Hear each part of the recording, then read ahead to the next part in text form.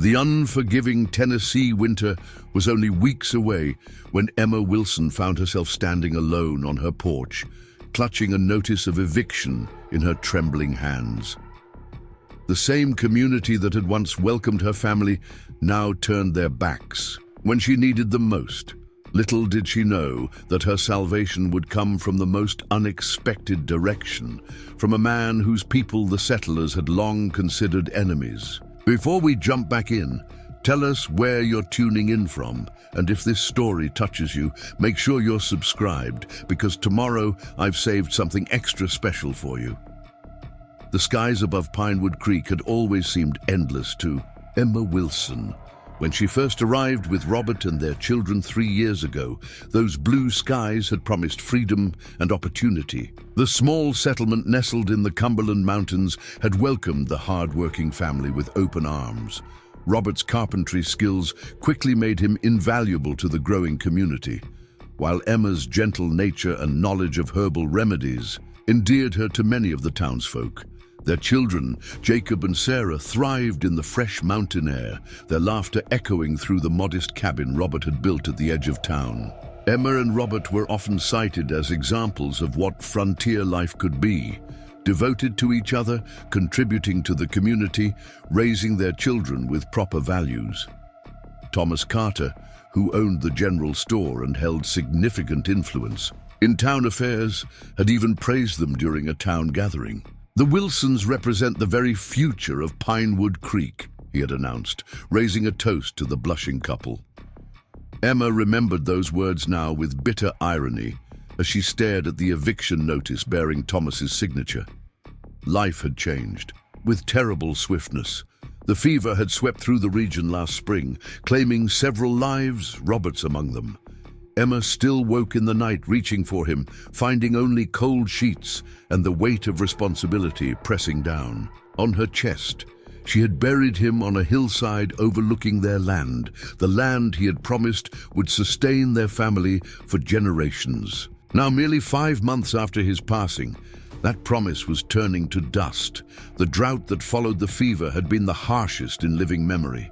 Crops withered in the fields, livestock grew thin, and the creek that gave the settlement, its name diminished to a trickle. Fear rippled through Pinewood Creek like an invisible current. When food grew scarce, generosity withered along with the corn. The townsfolk, who had once stopped by with pies and condolences after Robert's death, now hurried past the Wilson homestead with averted eyes. Emma had done everything possible to maintain their land. She spent dawn to dusk working their small fields, her fair skin browning under the merciless sun. Jacob, only 8 years old but determined to be the man of the house, worked alongside her until his small hands blistered. Little Sarah collected eggs and tended the few chickens that survived the drought. Despite their efforts, the harvest was meager. When Thomas Carter began calling in debts around town, Emma discovered that Robert had taken a loan to purchase seed and tools before his death, a debt she hadn't known existed. Thomas appeared at her door one afternoon, Mary at his side looking uncomfortable. "I've waited respectfully since Robert's passing," Thomas said, his voice carrying the practiced sympathy he used for business. "But times are hard for everyone, Mrs. Wilson. The town can't carry those who can't contribute." "We're contributing everything we can," Emma replied, conscious of Jacob and Sarah watching from inside. "The drought has affected us all." Thomas's expression hardened slightly. "Indeed it has, which is why everyone must pay their share. Robert borrowed against this land. The payment is due." That night, Emma opened the small wooden box containing her most precious possession, a gold locket containing miniature portraits of her parents passed down through generations. She could sell it to pay the debt, but it was the only connection her children had to their grandparents, to their history. Emma closed the box, deciding she would find another way. She approached Reverend Hayes the following day, hoping the church might provide temporary assistance. The Reverend received her in the small room behind the meeting house, his expression grave. "These are trying times for all God's children, Mrs. Wilson," he said, folding his hands on his desk. "The church's resources are stretched thin, caring for those who truly have nothing. My children will have nothing if we lose our home," Emma said, fighting to keep her voice steady. The Reverend sighed. "Perhaps it would be best to consider returning to your family back east.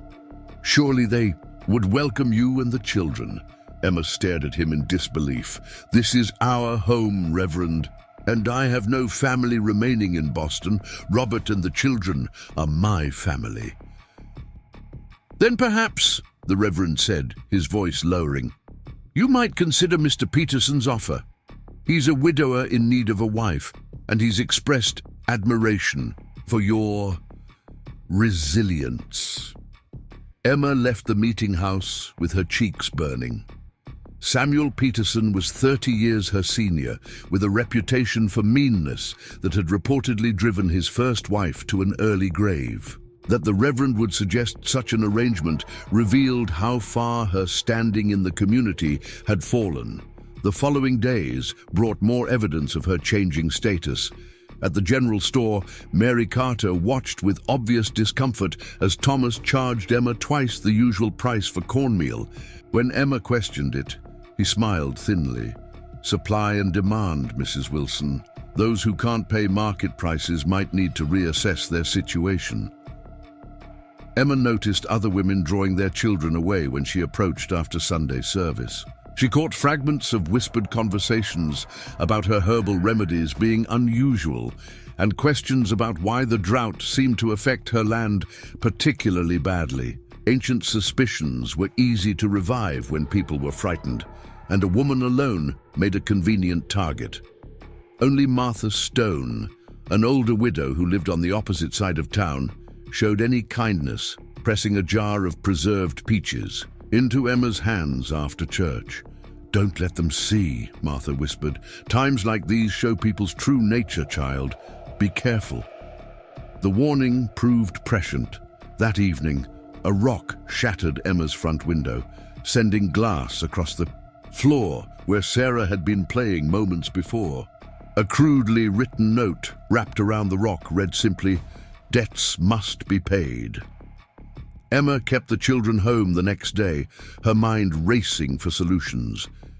She decided to approach Thomas directly, to appeal to the man who had once praised her. Family. She found him taking inventory at the general store, the shelves notably barer than months before. "Mr. Carter," she began, "I've come to discuss an arrangement for Robert's debt." Thomas barely looked up from his ledger. "Unless you've brought payment in full, there's little to discuss." "I can work," Emma said. "I can clean, sew, help Mary with—" "My wife has no need for assistance," Thomas interrupted. "And the town has concerns beyond your debts, Mrs. Wilson." "What concerns?" Emma asked, a chill running through her despite the afternoon heat. Thomas finally met her eyes. "There are questions about how a woman alone intends to survive out there. Questions about those herbs you're always gathering. Questions about why you've refused decent offers of remarriage." "I'm grieving my husband," Emma said, anger rising in her throat. "And the town is grieving its prosperity," Thomas replied, coldly. "When resources are scarce, difficult decisions must be made. The town council meets tomorrow. I suggest you prepare yourself for their decision." Emma left the store in a daze, nearly colliding with a tall figure on the walkway. Looking up, she found herself face to face with a Cherokee man, his dark eyes studying her with unexpected intensity. She had seen him before at the trading post that occasionally sprung up outside town. Joshua Rivers, the locals called him, a name given by missionaries. He was known as a skilled hunter and occasionally served as an interpreter between settlers and the Cherokee communities deeper in the mountains. The townsfolk tolerated Joshua's presence for the pelts and game he brought to trade, but kept their distance otherwise. Territorial disputes between settlers and Cherokee had created a tense coexistence, with both sides harboring deep suspicions. Emma had never spoken to him before. "Mrs. Wilson," he said, surprising her with his perfect English and knowledge of her name. Emma nodded cautiously, aware of stares from across the street. "Your husband built good chairs," Joshua said, his expression giving away nothing. "Yes," Emma replied, unsure how to respond to this unexpected acknowledgement. "He took pride in his work." Joshua nodded once. "The council meeting tomorrow. They will not be fair to you."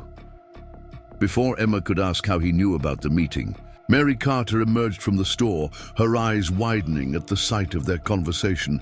"Emma, is this man bothering you?" she called, though she made no move to approach. "Not at all," Emma replied. When she turned back, Joshua was already walking away, moving with silent efficiency through the busy street. That night, Emma sat at her kitchen table long after the children were asleep. The eviction notice lay before her alongside a small pile of coins, all the money she had in the world. It wasn't enough. Nothing she had was enough. Preparing and narrating this story took us a lot of time, so if you are enjoying it, subscribe to our channel. It means a lot to us. Now back to the story.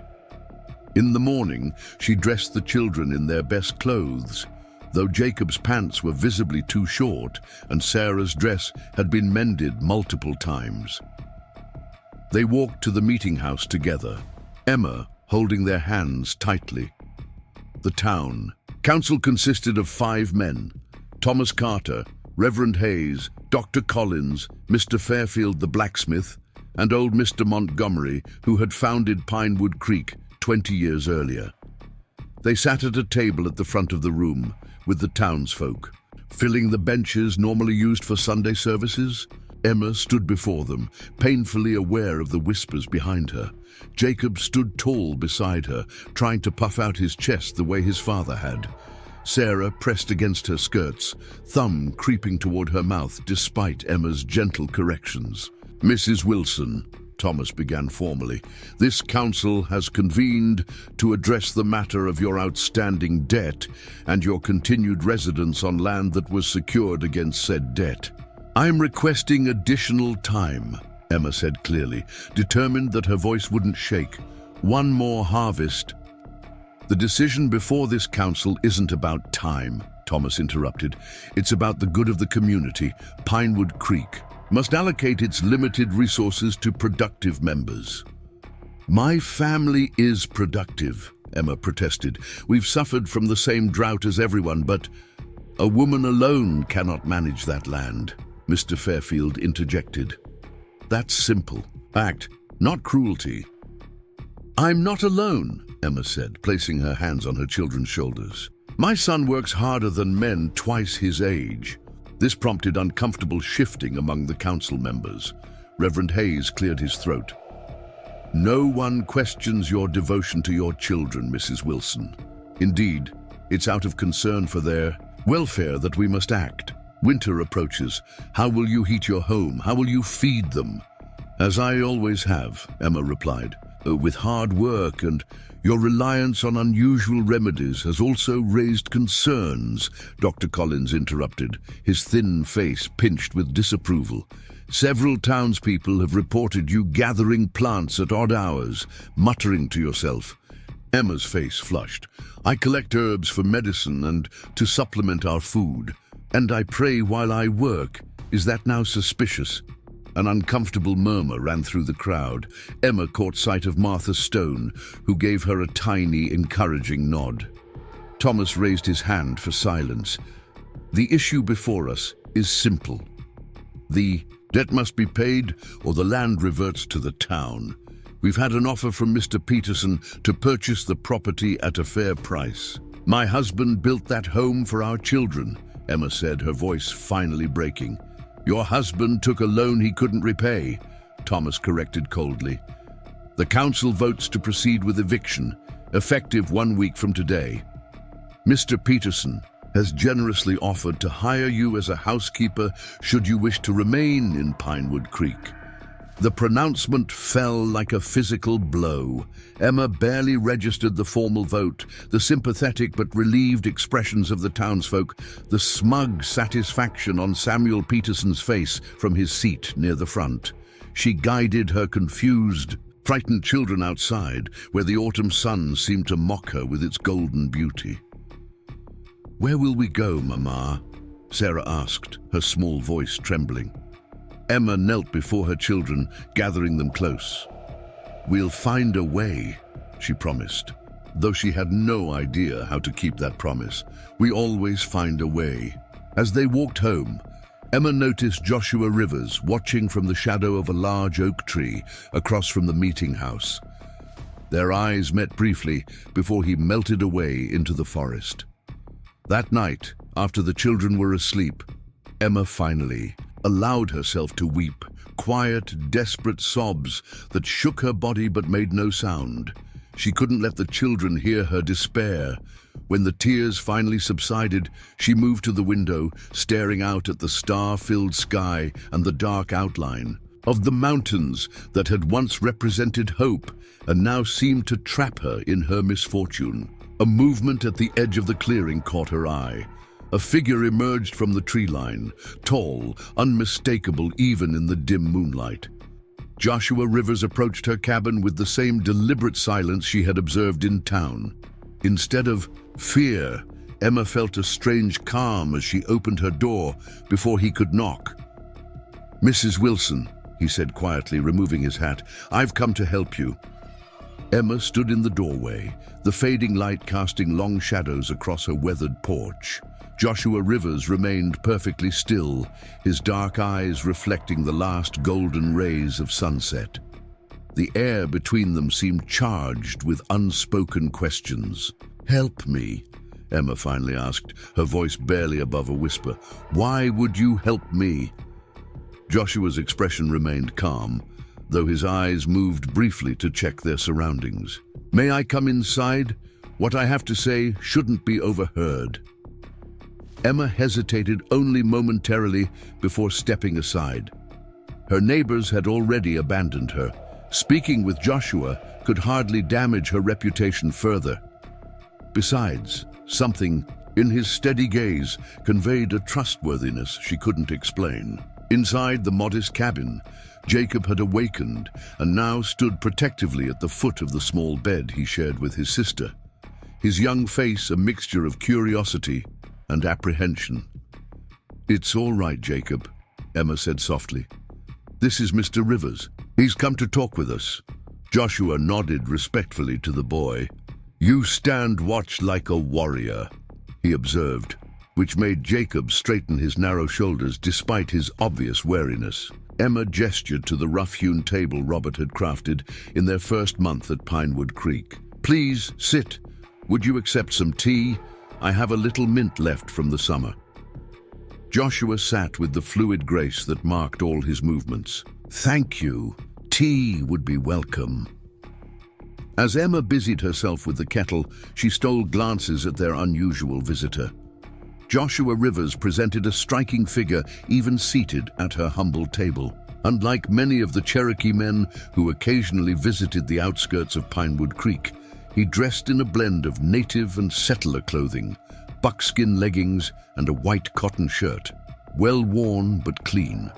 His black hair was cut shorter than was traditional among his people, though still longer than settler men wore theirs. A small scar traced the line of his jaw, disappearing beneath the collar of his shirt. What struck Emma most was the calm intelligence in his eyes. She had heard townsfolk speak of the Cherokee as primitive, yet everything about Joshua conveyed thoughtfulness and dignity. "The council's decision was made before you ever entered that meeting house," Joshua said once she had placed a steaming cup before him. "Thomas Carter has wanted your land since it was granted to your husband." Emma sank into the chair opposite him. "How could you know that?" "People speak freely when they think no one who matters is listening," Joshua replied. "And to most, in Pinewood Creek I don't matter." Jacob had moved closer, listening intently. Emma didn't send him back to bed. He deserved to hear whatever concerned their future. "The drought has made it easier for Carter," Joshua continued. "Fear makes people cruel, but there's more. The trading company has plans for a new route through these mountains. Land near the planned road will increase in value. And our homestead sits directly on that route," Emma concluded, the pieces suddenly fitting together. "That's why Samuel Peterson wants it." Joshua nodded. "Peterson works for Carter in matters like this. They've forced out others before." Emma's hands trembled slightly as she lifted her own cup. "How do you know these things?" "I move between worlds," Joshua said simply. "The settlers see only what they wish to see. The Cherokee see more." "Why tell me this? Why help me?" Emma asked again, the question that had been foremost in her mind. Joshua was silent for a long moment. "Your husband was fair in his dealings. When others refused to trade with my people, he built chairs for our elders, taking only what we could offer. And you," his eyes met hers directly, "you treated my sister's son when he fell ill last winter. The settler doctor refused." Emma's eyes widened with recognition. "The boy with the fever. I didn't know he was your nephew." "He lives because of your knowledge," Joshua said, inclining his head slightly. "Such debts must be honored." A small sound from the corner drew their attention. Sarah stood in her nightdress, rubbing sleep from her eyes. "Mama, who's that man?" "A friend," Emma replied, rising to lift her daughter into her arms. "Go back to sleep, little one." As she tucked Sarah back under the quilt, Joshua spoke, quietly to Jacob, who stood guard nearby. Emma couldn't hear their exchange, but when she returned to the table, her son's expression had shifted from suspicion to tentative respect. "What kind of help do you offer, Mr. Rivers?" Emma asked, resuming her seat. "Joshua," he corrected gently. "My sister's home stands empty since she moved to live with her husband's family. It lies within Cherokee hunting grounds, a day's journey. From here, you would be safe there until spring." Emma drew in a sharp breath. "You're suggesting we leave Pinewood Creek, leave everything we've built?" "What choice remains?" Joshua asked without cruelty. "The eviction comes in 1 week. Winter follows shortly after. Your children cannot sleep in the forest when snow falls." The brutal reality of their situation hit Emma anew. Her gaze moved around the cabin, the shelves Robert had built, the faded curtains she had sewn, the smooth wooden toys he had carved for the children. Every corner held memories, promises, dreams. "What would we do until spring?" she asked, practical concerns pushing through the fog of emotion. "Survive," Joshua answered simply. "The cabin is small but sound. There is dried meat, preserved food. I can teach your boy to set snares." He glanced at Jacob, who had drawn closer, clearly intrigued by this prospect. "Winter hunting would provide enough. When spring comes, you can decide your next path." Emma's mind raced. To leave their home, the town, everything familiar, it seemed impossible. Yet the alternative was equally unthinkable.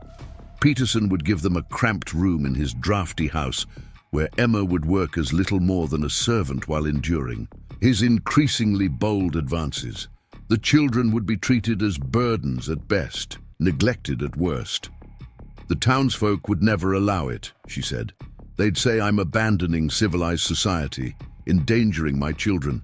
"The townsfolk have already abandoned you," Joshua pointed out, his voice gentle but firm. "Would you place your children's future in the hands of those who cast you out?" Jacob spoke up unexpectedly. "Papa always said we should stand our ground." Joshua regarded the boy thoughtfully. "A wise man knows when to stand and when to move. The deer does not challenge the mountain lion directly. It uses its speed and knowledge of the forest. That is not weakness, it is wisdom." Emma felt tears threatening and blinked them away. She couldn't afford the luxury of emotion now. When would we need to leave? Tomorrow night, Joshua replied.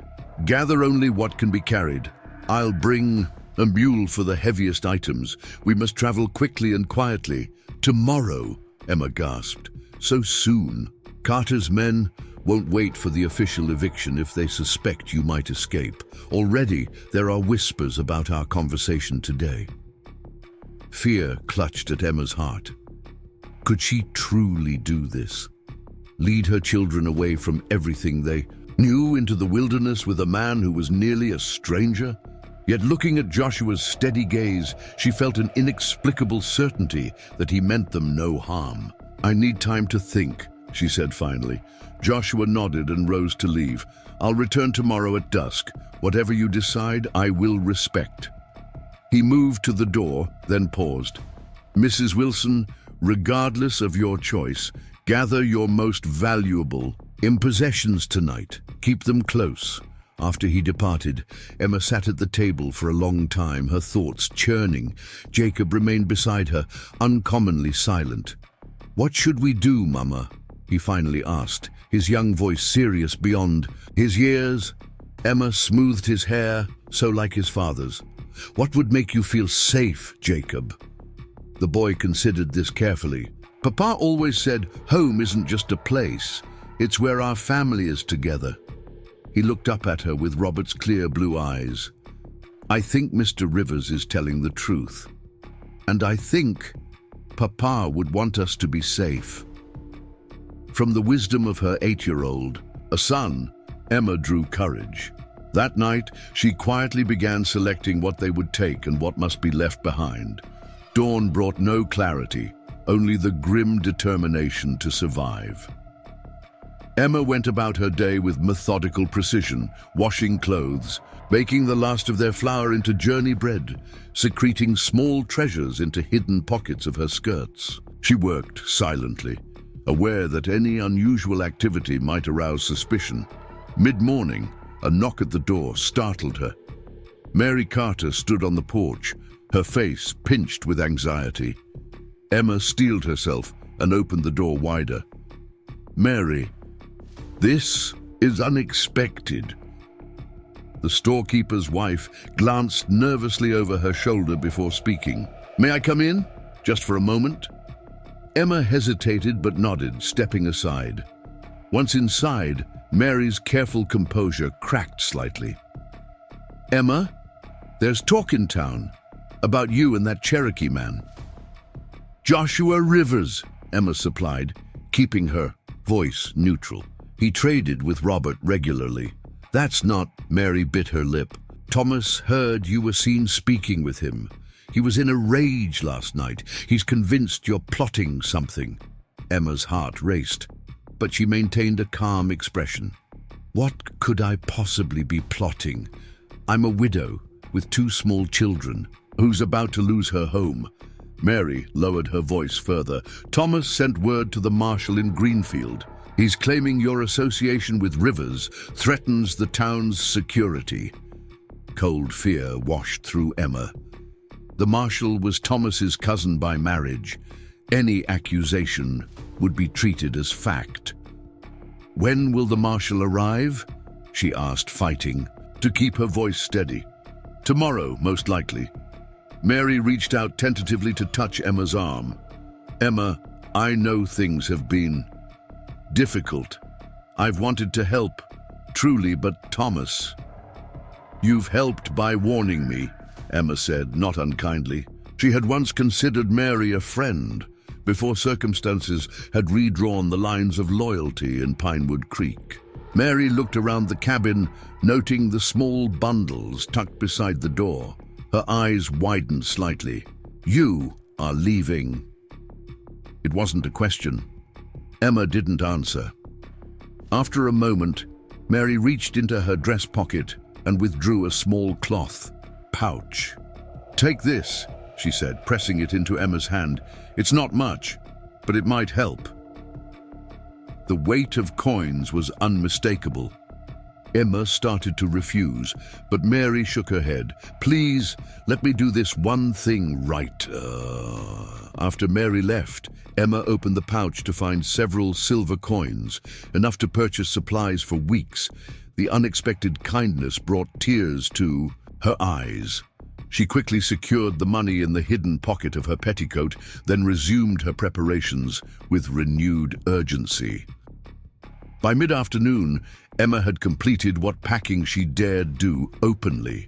The rest would have to wait until darkness fell. She sent Jacob and Sarah to the stream to fill water containers, watching anxiously until they returned. Every movement beyond the clearing made her flinch, imagining Thomas Carter's men coming to seize them ahead of schedule.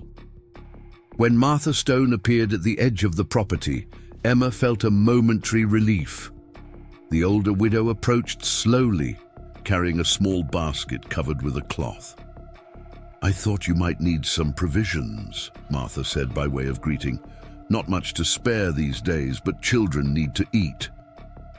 Emma accepted the basket gratefully, finding dried apples, a small jar of honey, and several strips of jerked venison inside. "Thank you, Martha. You've been kind when few others have." Martha's weathered face creased with concern. "The town's not right these days. Fear does strange things to people." She lowered her voice. "I saw Mary Carter leaving earlier. Did she warn you?" Emma nodded. "About the marshal?" "It's worse than that," Martha said grimly. "Thomas has been drinking since morning. He's at the tavern now, gathering men. Talk of making an example, restoring order." She clutched Emma's arm. "They won't wait for tomorrow." Emma felt the blood drain from her face. "When?" "Tonight, after sundown." Martha glanced at the children who were sorting through river. "Stones near the porch. You need to go. Now." "We're not ready," Emma whispered. "Joshua, Mr. Rivers, won't come until dusk." Martha's eyes widened at the mention of Joshua, but she recovered quickly. "Then you'll have to manage until you meet him. Take the old hunter's trail behind the North Ridge. It's seldom used these days." "You're not shocked about Joshua?" Martha's mouth curved in a grim smile. "Child, I've lived on this frontier for 40 years. I've learned that goodness and wickedness exist in all kinds of people. That Cherokee man has more honor than most in Pinewood Creek." She gave Emma's hand a final squeeze. "Go! Don't wait! I'll try to delay Thomas. Say I saw you heading toward Greenfield if anyone asks." Emma's preparations took on frantic energy after Martha's departure. She abandoned any pretense of normalcy, calling the children inside and explaining in simple terms that they needed to leave immediately. "Like an adventure?" Sarah asked, her eyes wide with a child's mixture of excitement and trepidation. "Yes, darling, like an adventure," Emma agreed, helping her into an extra layer of clothing despite the afternoon warmth. "But a very quiet adventure. We must be like deer in the forest, silent and watchful." Jacob, understanding more than his sister, helped secure their bundles, one for each of them to carry, containing only the most essential items. Emma had agonized over what to take and what to leave. Practical necessities won out over sentiment. In most cases, though she couldn't bear to leave the family Bible with its records of births, deaths, and marriages, or the miniature portraits of her parents. These, along with Robert's pocket watch and his best woodworking tools, were distributed among their bundles. As the afternoon light began to soften, Emma took one final walk through the cabin, committing to memory the home she and Robert had built together. Her fingers traced the notches in the doorframe, marking the children's growth, the smooth wood of the mantel, the patchwork quilt on the bed she had shared with her husband. Each item held fragments of their life together, a life, she had believed, would stretch into old age. "We'll build again," she whispered to Robert's memory. "I'll keep them safe, I promise." A sound from outside, horses approaching at a steady pace, shattered her reverie. Emma rushed to the window, her heart hammering. 3 riders were making their way up the path toward the cabin, still some distance away but closing quickly. She recognized Thomas Carter at the head, his portly figure unmistakable even from afar. Behind him rode Samuel Peterson and young Bill Fairfield, the blacksmith's son. "Jacob, Sarah," Emma called, fighting to keep panic from her voice. "We must." "Go now." She hurried the confused children out the back door, each clutching their bundle. Emma cast one last, desperate glance at the cabin before leading them into the shelter of the forest's edge, where the dense undergrowth would hide their escape. The old hunter's trail, Martha had mentioned, lay somewhere to the north, but Emma had never used it herself. She could only pray they would find it before Thomas and his men discovered their absence. They moved as quickly as the children's short legs would allow, Emma fighting the urge to look back. Sarah stumbled on a tree root, and Emma lifted her, bundle and all, though the added weight made her own steps less certain. Jacob pressed forward determinedly, his face set in an expression too serious for his years. The forest grew denser as they pushed deeper, the familiar landscape of their homestead giving way to wilderness Emma had rarely ventured into. Fallen logs and thick brambles forced them to detour repeatedly. Emma tried to maintain their northward direction, but the setting sun was increasingly obscured by the thick canopy, robbing her of that navigational aid. A distant shout carried through the trees, followed by another. Thomas and his men had reached the cabin and discovered it empty. Emma's heart pounded painfully as she urged the children to greater speed. "They're coming, aren't they, Mama?" Jacob asked, his voice remarkably steady. "Yes," Emma answered honestly, "but we have a good start. We just need to find the trail." As if summoned by her words, they emerged into a slightly clearer corridor through the forest. Not quite a path, but a discernible route where the undergrowth thinned and the spacing of trees created a natural passageway. Relief flooded through Emma. This had to be the hunter's trail. They followed it with renewed determination, the sounds of pursuit fading behind them. The forest deepened around them, ancient trees towering overhead like silent guardians. As true darkness began to fall, fear crept back into Emma's thoughts. How would Joshua find them now? They had left hours before the arranged time. They were alone in an unfamiliar wilderness, with night closing in, and 3 angry men somewhere behind them. Sarah's weight in her arms grew heavier with each step. The child had fallen into an exhausted sleep despite the rough journey. Jacob, too, was flagging, his earlier determination giving way to the natural limits of an 8-year-old's endurance. "We need to rest, Mama," he said finally, his voice cracking with fatigue. Emma knew he was right. They couldn't continue blindly in the dark, risking injury or moving in circles.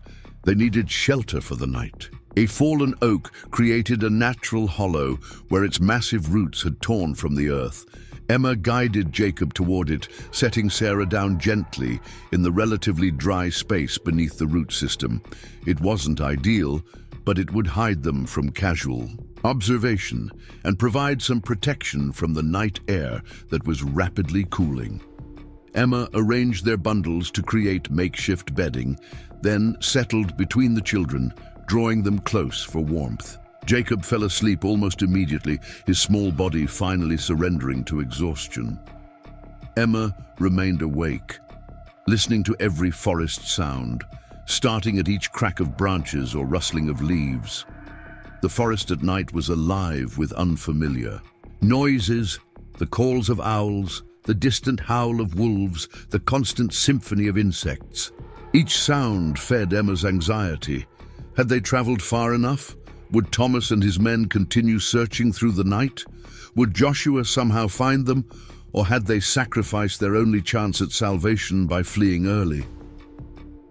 As the hours crept by, Emma drifted into uneasy half-sleep, jerking awake at irregular intervals. During one such moment of wakefulness, she became aware of a presence nearby. The fine hairs on her neck stood on end as she strained to see through the darkness. A shadow detached itself from the greater darkness of the forest. Emma pulled her children closer, her hand groping blindly for a branch, a rock, anything to serve as a weapon. "Mrs. Wilson." Joshua's voice, barely above a whisper, sent a flood of relief through her body. "Here," she breathed. "We're here." He materialized beside their shelter, crouching to peer inside. "You left early. Wise. Carters. Men reached your cabin before sunset." "How did you find us?" Emma asked, wonder replacing fear. "You left clear signs," Joshua replied, a hint of amusement in his quiet voice. "For one who knows how to read them." Emma gently shook the children awake. Jacob responded quickly, his eyes widening at the sight of Joshua. Sarah was more confused, whimpering slightly until Emma soothed her. "Can they travel?" Joshua asked, watching the groggy children. "They'll have to," Emma replied. "Are Thomas and the others still searching?" Joshua nodded grimly. "They follow the wrong trail now, but daylight will correct their error. We must be far from here by then." He helped them gather their belongings, then led them deeper into the forest, moving with confidence despite the near-total darkness. Emma carried Sarah, who soon fell back asleep against her shoulder. Jacob walked beside Joshua, occasionally receiving quiet instructions about where to place his feet. They traveled for what seemed hours, the forest gradually thinning as they climbed higher into the foothills of the Cumberland Mountains. The moon emerged from behind clouds, casting silver light across the landscape and making their journey somewhat easier. Near dawn, they reached a swift-flowing stream. Joshua paused, surveying the terrain. "We'll cross here," he decided. "The water will hide our trail, and the rocks beyond will hold no footprints." He carried each child across. The chilly water then returned for Emma, who gasped at the coldness as it swirled around her legs despite Joshua's support. On the far bank, they rested briefly, eating some of Martha's dried apples to restore their energy. As the first pale light of dawn filtered through the trees, Emma caught her first clear glimpse of their surroundings. They had climbed considerably during the night and now stood on a rocky slope with the valley of Pinewood Creek spread out far below. In the grey morning light, the settlement looked peaceful, smoke rising from early morning fires, the cluster of buildings dwarfed by the vastness of the surrounding wilderness. "My home," Emma murmured, a complex mixture of grief and relief washing through her. Joshua touched her shoulder lightly. "It will be many miles before we reach Cherokee land. We cannot linger." Emma nodded, gathering her strength for the journey. Ahead, as they resumed their trek, the rising sun cast long shadows across the mountainside. Emma felt something shift within her, fear giving way to determination, loss yielding to possibility. Whatever lay ahead, they had survived the night. They were together. They were free. With one last look at the valley below, Emma turned away from Pinewood Creek and followed Joshua into the wilderness, her children at her side. The path ahead was uncertain, but for the first time since Robert's death, it held the promise of hope. For 3 days, they journeyed through the wilderness, following paths invisible to Emma's untrained eye. Joshua led them steadily deeper into the mountains, choosing routes that would be difficult to track, across rocky outcroppings where feet left no prints, through shallow streams that masked their scent and trail, beneath dense canopies that sheltered them from searching eyes. The first day had been the hardest. Emma's body, though strengthened by months of working the farm alone, was unused to the rigors of mountain travel. Her arms ached from carrying Sarah when the terrain grew too difficult for the child's small legs. Her feet developed painful blisters inside her practical but worn boots. Every unfamiliar sound, the crack of branches, the rustle of underbrush, sent her heart racing, certain that Thomas Carter and his men had found them. Jacob surprised her with his resilience. The boy matched his stride to Joshua's as best he could, absorbing the Cherokee man's quiet lessons with serious attention. Joshua showed him how to move with minimal noise, how to recognize useful plants, how to read the subtle signs of animal passage. By the second day, Jacob was spotting rabbit trails on his own, pointing them out with quiet pride. On the afternoon of the third day, they crested a steep ridge and paused to rest in a small clearing. The valley spread out below them, a vast expanse of autumn-painted wilderness, untouched by settler cabins or fenced fields. The sight stole Emma's breath, not just the beauty, but the profound realization of how far they had traveled from everything familiar. "Is that Cherokee land?" she asked, setting Sarah down to stretch her tired arms. Joshua nodded. "The boundary our chiefs agreed to in the last treaty lies just beyond that river." He pointed to a silver thread winding through the distant forest. Though the land has always been Cherokee, regardless of paper agreements, there was no bitterness in his voice, only a matter-of-fact acknowledgement that made Emma wonder about the countless other agreements that had been made and broken between his people and hers. The history she had learned spoke of noble pioneers, bringing civilization to savage lands. Standing here, looking at the carefully tended hunting grounds and well-established trails, that version of history seemed increasingly suspect. "Will your people accept us?" Emma asked, the question that had worried her increasingly as they neared Cherokee territory. "Some will welcome you, others will be cautious." Joshua's honesty was refreshing after the veiled words and false smiles of Pinewood Creek. "But you will be under my protection and that of my family. No harm will come to you." Sarah, who had been remarkably stoic throughout their journey, tugged at Joshua's sleeve. Over the past days, she had gradually overcome her initial shyness around him. "Are there other children where we're going?" she asked, her voice small but hopeful. Joshua's stern features softened as he crouched to the child's level. "Many children. My sister's youngest daughter is about your age. She has been lonely since her mother moved away. She will be glad for a friend."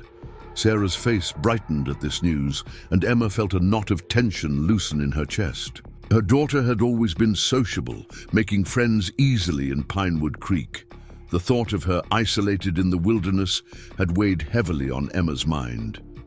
"We should continue," Joshua said, rising. "We can reach my sister's cabin before nightfall if we maintain our pace." They descended the ridge carefully, the path steeper and less defined than what they had traversed before. Joshua carried Sarah for this stretch, handling the extra weight with no apparent effort. Emma watched her daughter's small arms wrapped trustingly around the Cherokee man's neck, her golden head resting against his shoulder when she grew tired. The sight stirred complex emotions, gratitude mixed with a sharp awareness of how quickly circumstances had forced them to place their lives in the hands of a near stranger. Yet with each passing hour, Joshua seemed less a stranger and more a providential guide. His knowledge of the forest had sustained them when their limited provisions ran low. He had located water sources, identified edible plants, and even snared 2 rabbits that provided their only substantial meals. Without him, Emma knew they would never have escaped Thomas Carter's pursuit, much less survived the journey through the wilderness. As the afternoon light began to fade, the forest opened into a small clearing surrounded by ancient oaks. A cabin stood at its center, smaller than the one Emma had left behind, but solidly built in a style that blended Cherokee and settler construction methods. A small stream ran nearby, and a carefully tended garden, now mostly harvested for the season, stretched along one side. Emma paused at the edge of the clearing, suddenly hesitant. This tranquil homestead represented an entirely new chapter in their lives, a crossing from which they could not easily return. Joshua sensed her uncertainty and stopped beside her. "It is not what you are accustomed to," he acknowledged, "but it is dry, warm, and safe." Emma straightened her shoulders. "It's more than enough. We're grateful." The interior of the cabin was clean and orderly, though it had clearly been uninhabited for some time. A central fireplace dominated one wall, with sleeping platforms built along the others. Hand-woven mats covered portions of the packed earth floor, and various household items, cooking pots, baskets, a few pieces of furniture that showed Robert's influence in their design, were arranged with careful precision.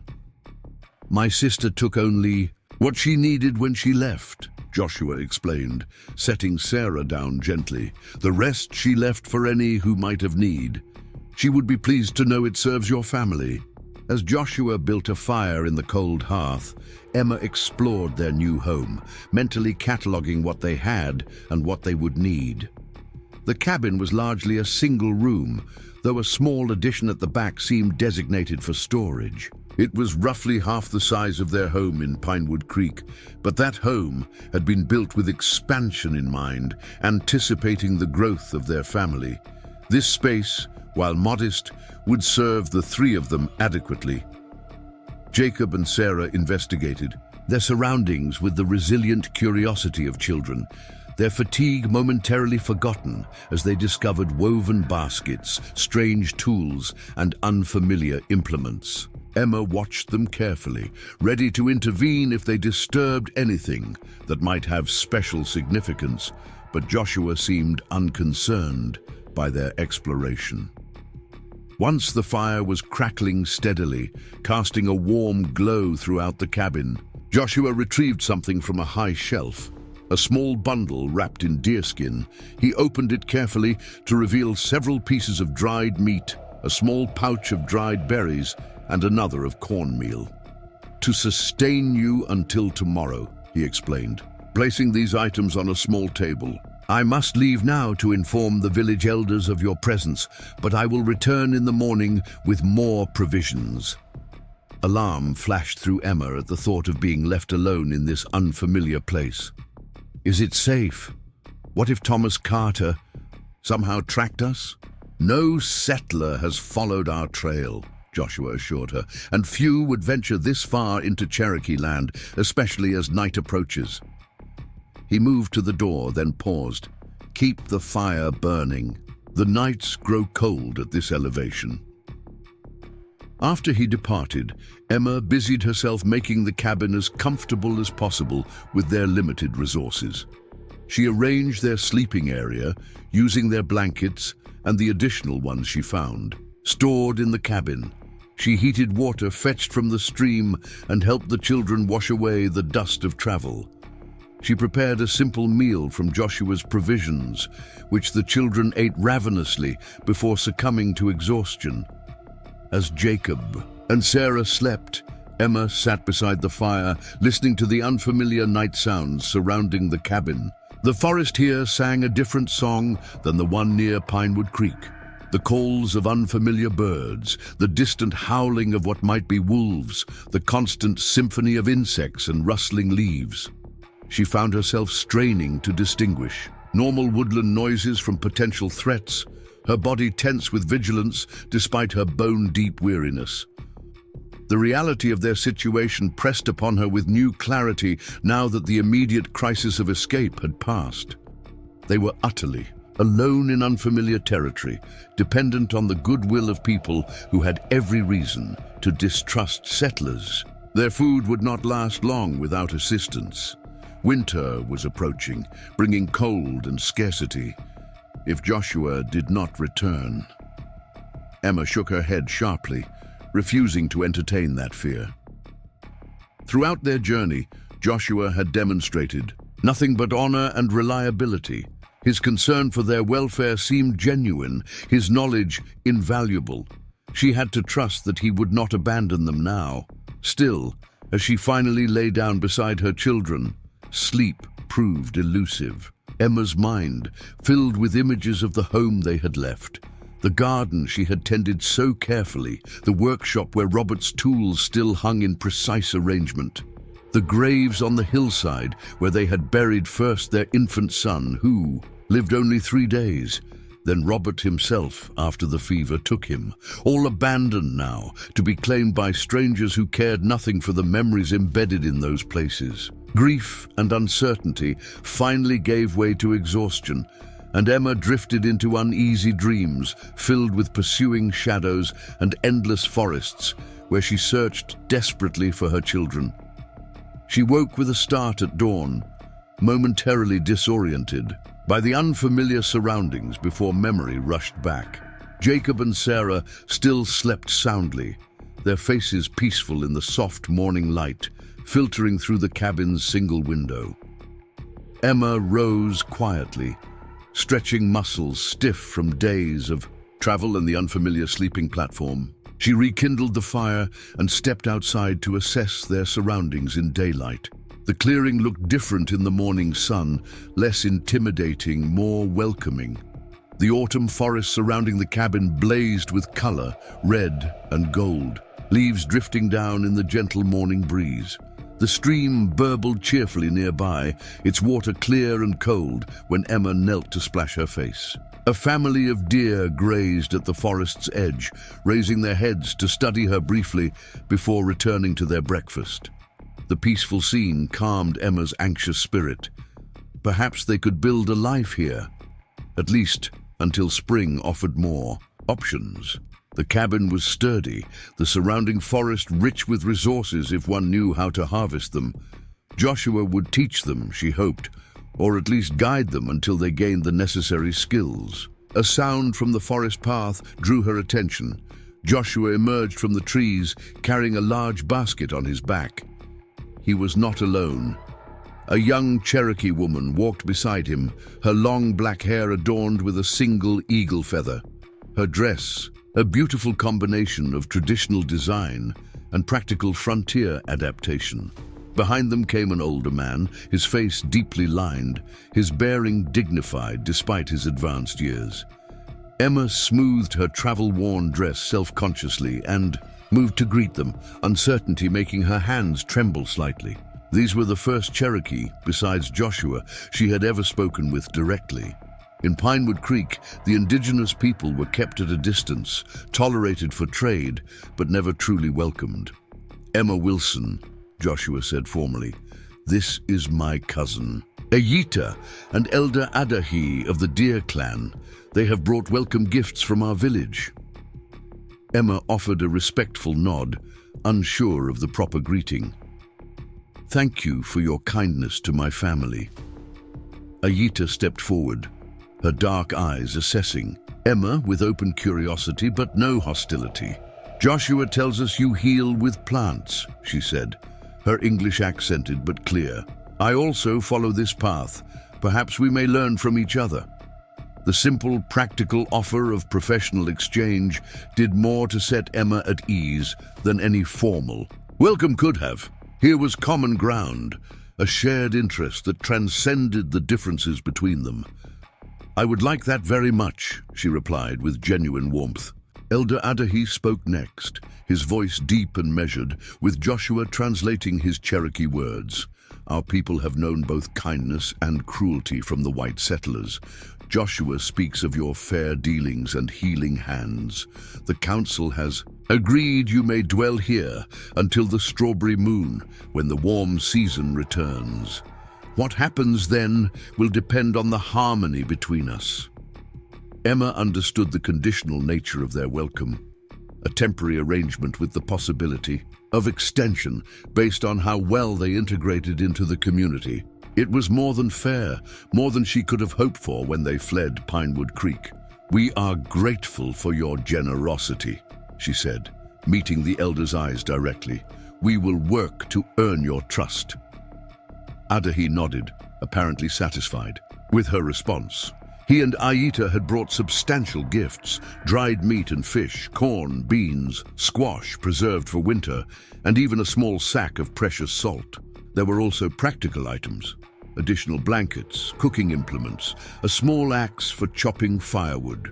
These provisions, while simple, represented significant generosity from people who had to prepare carefully for their own winter survival. As Emma accepted these gifts, Jacob and Sarah emerged from the cabin, rubbing sleep from their eyes. Sarah immediately hid behind her mother's skirts, suddenly shy in the presence of strangers. Jacob stood straighter, trying to project confidence. Despite his obvious uncertainty, Aita smiled at the children and reached into a small pouch at her waist. She withdrew 2 items, a small carved wooden fox for Sarah and a boy's hunting knife in a decorated leather sheath for Jacob. She offered these gifts with formal gravity, speaking words Joshua translated. For the young ones to welcome them to a new path. The fox brings cleverness to face each day's challenges. The knife brings responsibility to protect what matters most. Jacob accepted the knife with wide eyes, holding it carefully as Joshua showed him how to wear the sheath properly on his belt. Sarah reached tentatively for the fox carving, her shyness temporarily overcome by childish delight in the gift. Emma felt tears threatening at this unexpected kindness toward her children, this acknowledgement of their dignity despite their refugee status. Elder Adahi spoke again, with Joshua translating. The children will need teaching in our ways if they are to thrive here. They should join our village children for instruction. Emma hesitated, her instinctive protectiveness warring with practical necessity. The children needed education, but sending them into a village where everything, language, customs, beliefs, would be unfamiliar seemed daunting. Joshua sensed her concern. Aita teaches the youngest children. Many learn English alongside Cherokee. Jacob and Sarah would not be the first settler children to receive such teaching. There are other settler children in the village, Emma asked, surprised. Aita nodded. 2 families who trade fairly with our people have children who learn with ours during winter months. It strengthens understanding between our communities. This knowledge eased Emma's worry somewhat. Her children would not be entirely alone in the unfamiliar environment. Still, the thought of sending them away each day into the Cherokee village, out of her sight and protection, troubled her. Perhaps, Joshua suggested, reading her expression, you could accompany them initially. You could assist Aita while learning our language yourself. Aita brightened at this suggestion. Yes, and you could share your knowledge of healing plants with me and our medicine women.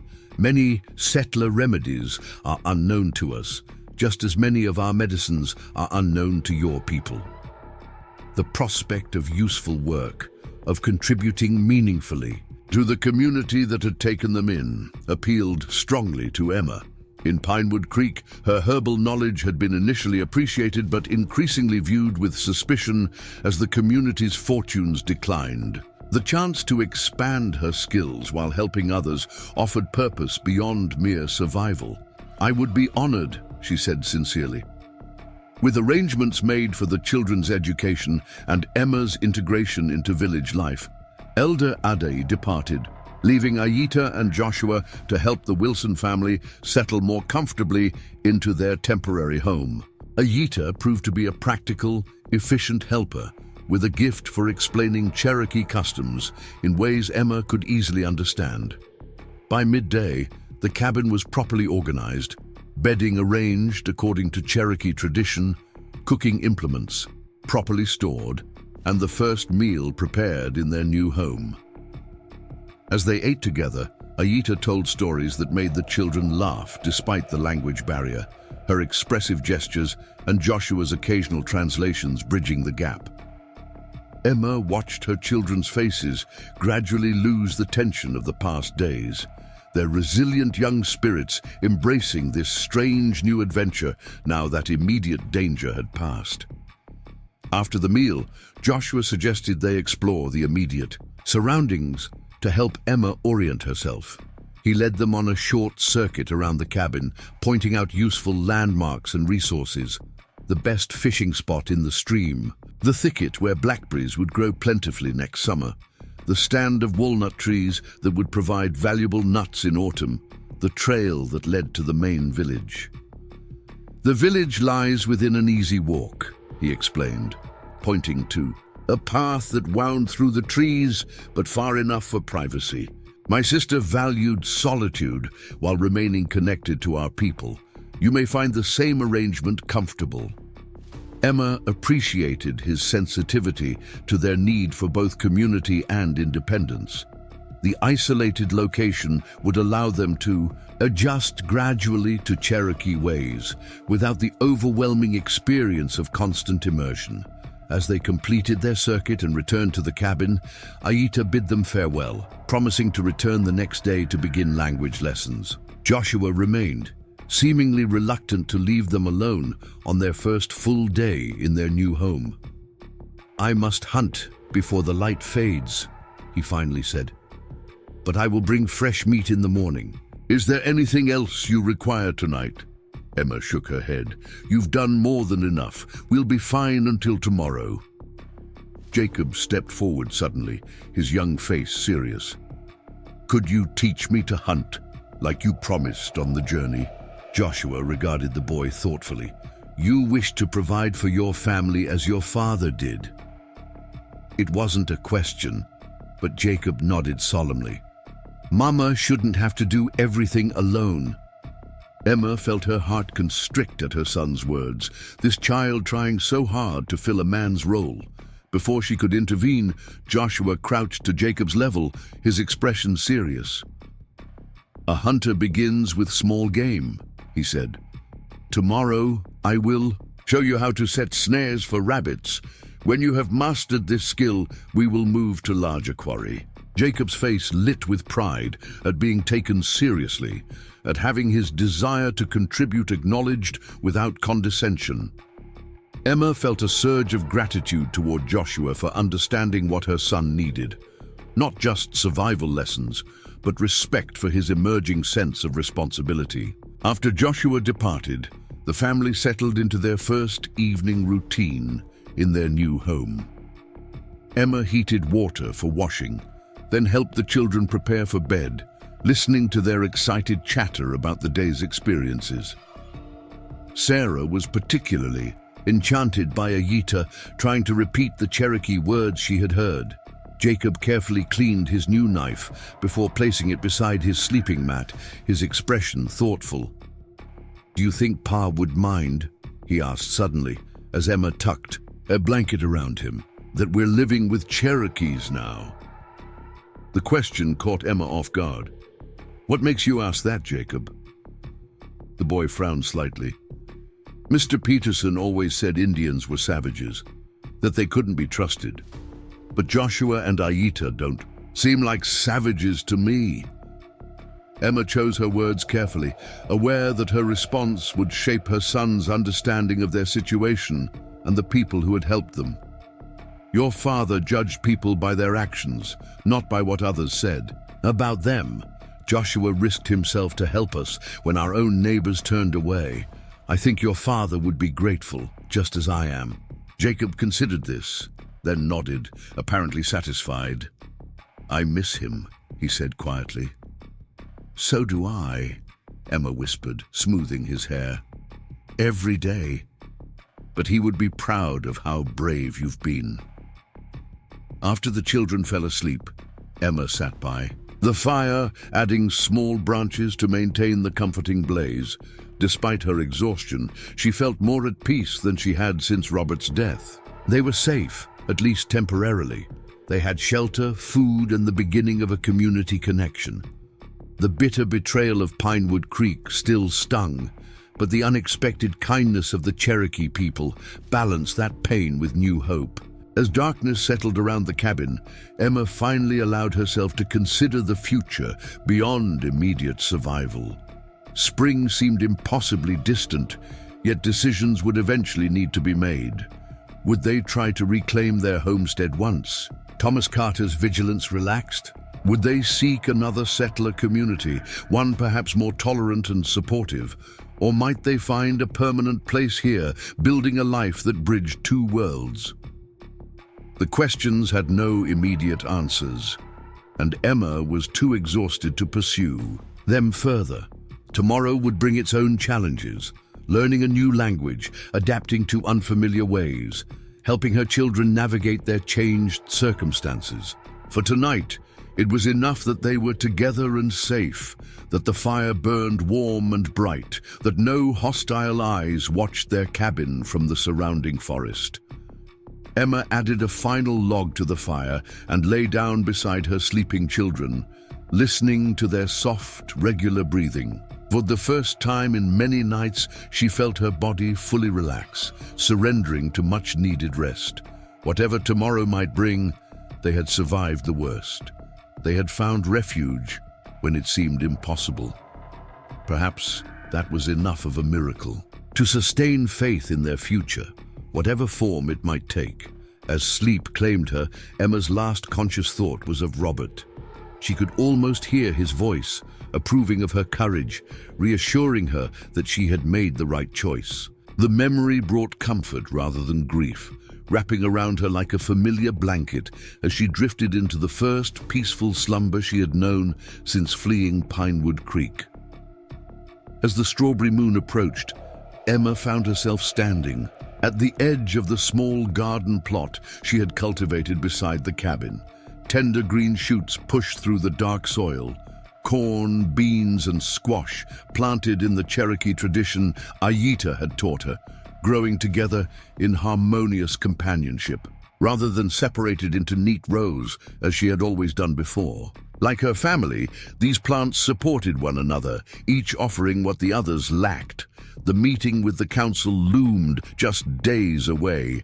Elder Adahi would lead the discussion about whether the Wilson family would be permitted to stay permanently among the Cherokee. Though Joshua had assured her that opinion generally favored their continued presence, Emma couldn't quiet her anxiety. Their entire future hung on this decision. After Thomas Carter's visit and public declaration that the Wilsons were no longer welcome in settler communities, returning to that world seemed impossible. The children had integrated so fully into Cherokee life that Emma doubted they could readjust to settler ways, even if a path existed. Jacob spent most days learning hunting and woodcraft from Joshua and other men, while Sarah chatted in fluent Cherokee with her friend Unola, their bond transcending the differences in their heritage. Emma knelt to pull a weed threatening her, young plants, her fingers working the rich earth as her mind explored possibilities. If the council denied their request to stay, where would they go? The frontier offered few options for a woman alone with 2 children, especially one whose reputation had been deliberately tarnished by a man like Thomas Carter. The sound of approaching footsteps drew her attention. Joshua emerged from the forest path, carrying several trout strung on a willow branch. Jacob followed close behind, his young face alight with pride as he carried his own smaller catch. Over the past months, the boy had grown taller and leaner, his movements taking on the silent efficiency Joshua had taught him.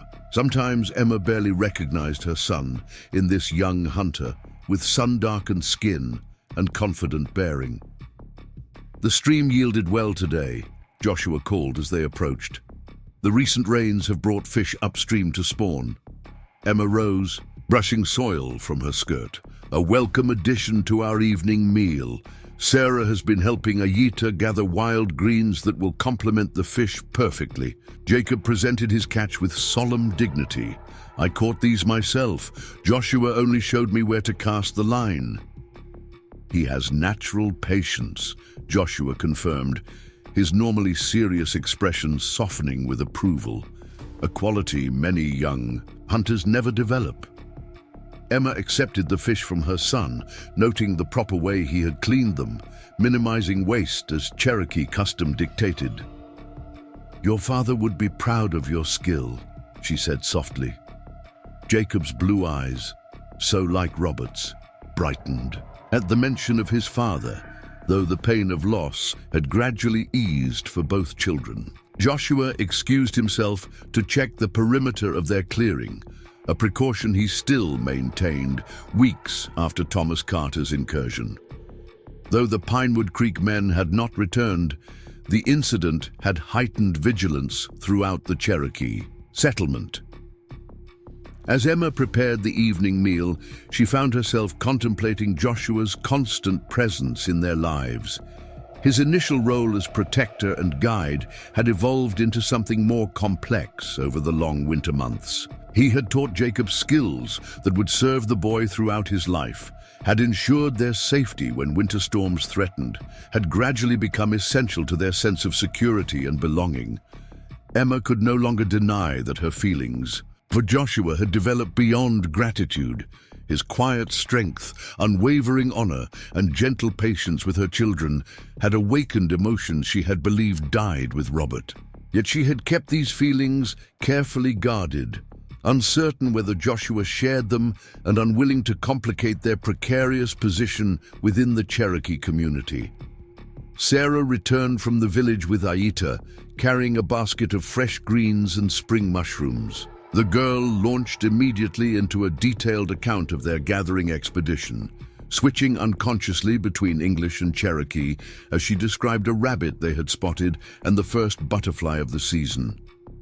Emma marveled at her daughter's transformation from the shy, frightened child who had fled Pinewood Creek.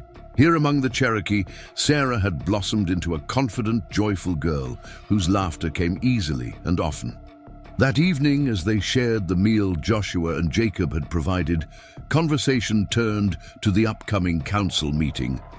Emma had been open with the children about the importance of this decision, believing they deserved honesty about matters that would determine their future. "What if the council says we can't stay?" Sarah asked, her small face suddenly serious. Emma hesitated, searching for reassurance she couldn't fully provide. Joshua answered before she could formulate a response. "The council recognizes the value your family brings to our community," he said thoughtfully. "Your mother's healing knowledge has saved lives this winter. Jacob shows promise as a hunter and protector. You yourself have brought joy to children who faced great sadness after the sickness that took many of our people 2 seasons ago."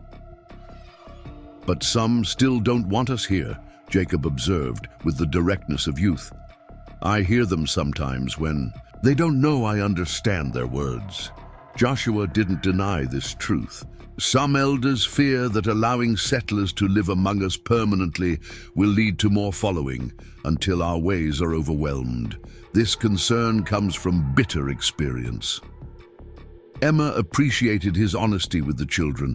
From the beginning, Joshua had treated them with respect rather than condescension, answering their questions directly and acknowledging their understanding. "If we must leave," she said steadily, "we will find another way forward. We have survived difficulties before." The words felt hollow, even as she spoke them, but she maintained a confident expression for the children's sake. After the meal, as Jacob and Sarah drifted towards sleep on their pallets near the fire, Joshua lingered. This was unusual. He typically departed once darkness fell, returning to his own dwelling in the village. Tonight, however, he seemed reluctant to leave, his manner suggesting unspoken thoughts. "Would you walk with me?" he finally asked quietly. "The night is clear, and there are matters we should discuss before the council meeting."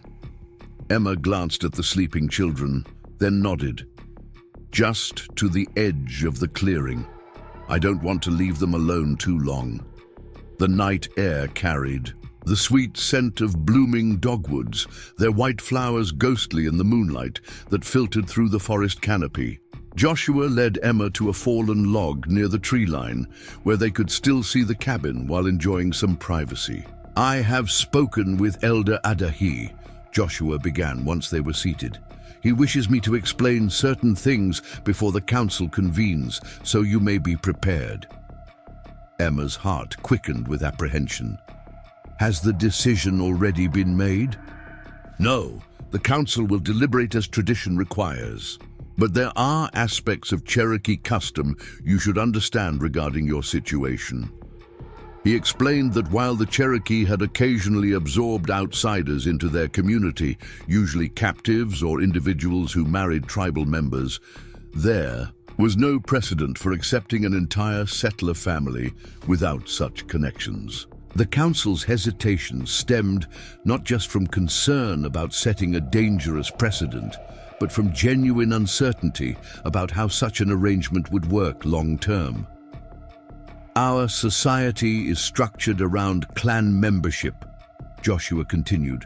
"Every Cherokee belongs to their mother's clan, which determines many aspects of life: who may marry whom, responsibilities toward others, position within the community. Those outside this system have no defined place." Emma considered this complexity she hadn't previously understood. "So even if the council permits us to stay, we would remain outsiders in some fundamental way?" Joshua nodded, his expression solemn in the moonlight. "Unless you were adopted into a clan, yes. Such adoptions are rare, but not without precedent." A heavy silence fell between them. Emma sensed Joshua had more to say, but was weighing his words carefully. When he finally spoke again, his voice carried an uncharacteristic uncertainty. "There is another possibility the council has discussed." He turned slightly to face her directly. "Marriage between our peoples would create a legitimate place for your family within Cherokee society." Emma's breath caught. "Marriage?" "It has been proposed that such a union would resolve many concerns. Your children would gain clan membership through their new father. Your status within the community would be formalized. The council would have clear precedent to follow." The practical logic of this solution struck Emma forcefully, even as she processed the personal implications. "Who has proposed this arrangement?" she asked carefully.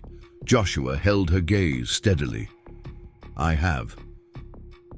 The simple admission hung between them, freighted with meaning beyond the pragmatic solution it represented. Emma found herself momentarily unable to respond, overwhelmed by the confluence of practical necessity and personal feeling. "Joshua, He raised a hand gently. "I do not ask for your answer now. This is not merely a practical arrangement to me, though it would serve that purpose. I speak from genuine regard for you and your children." His voice softened. "But I understand that your heart may not be free to consider such a possibility. Robert's memory deserves honor." Emma felt tears threatening.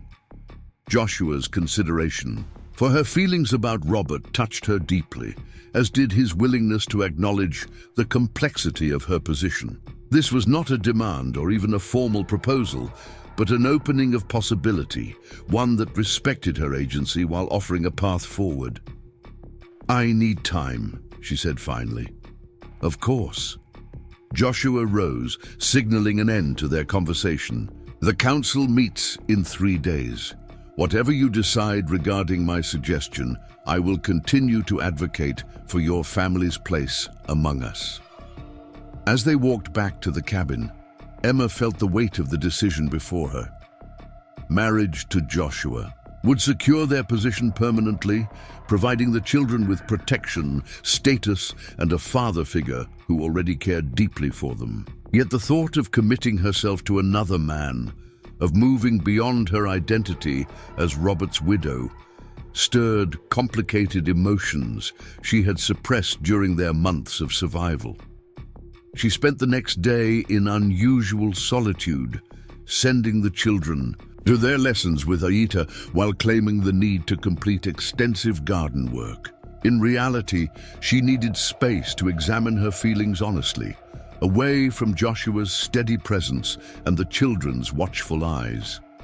Emma worked the soil with methodical determination, using physical labor to ground her swirling thoughts.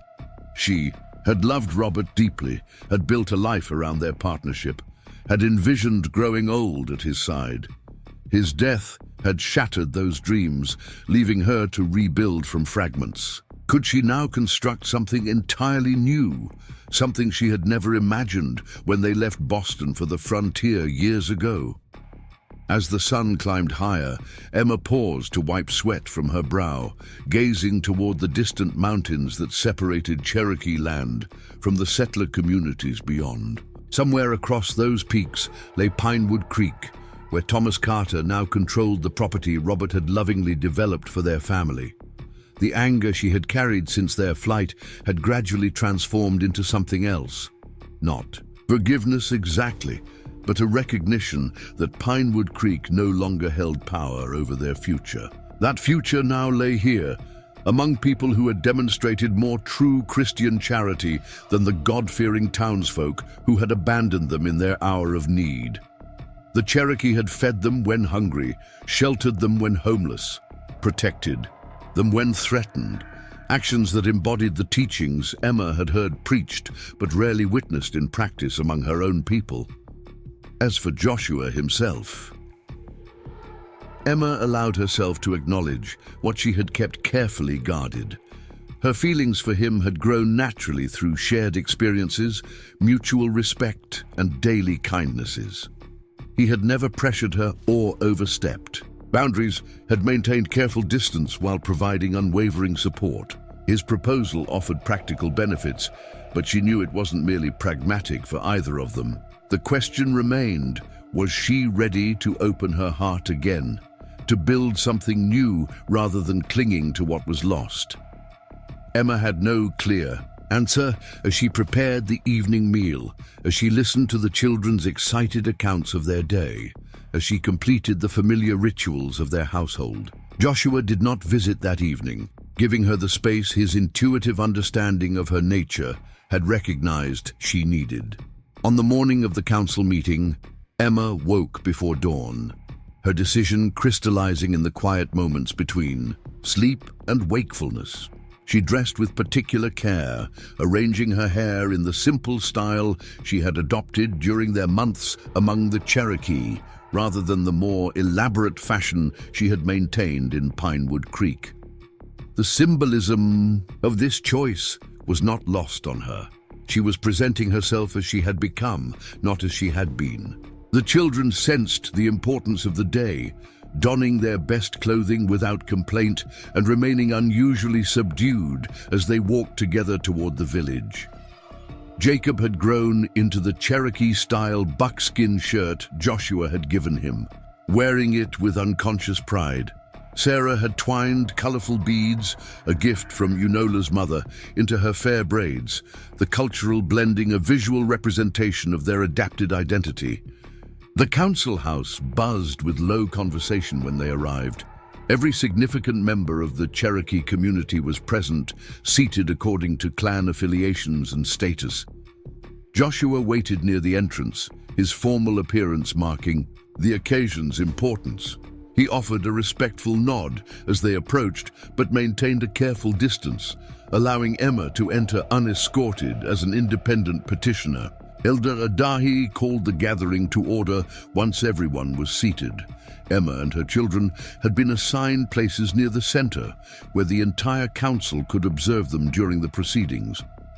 Though most of the discussion occurred in Cherokee, Joshua provided periodic quiet translation, ensuring Emma understood the primary concerns being raised. Several elders spoke at length about precedent, about the dangers of allowing settlers permanent residence, about the difficult history between their people and the white communities expanding ever westward.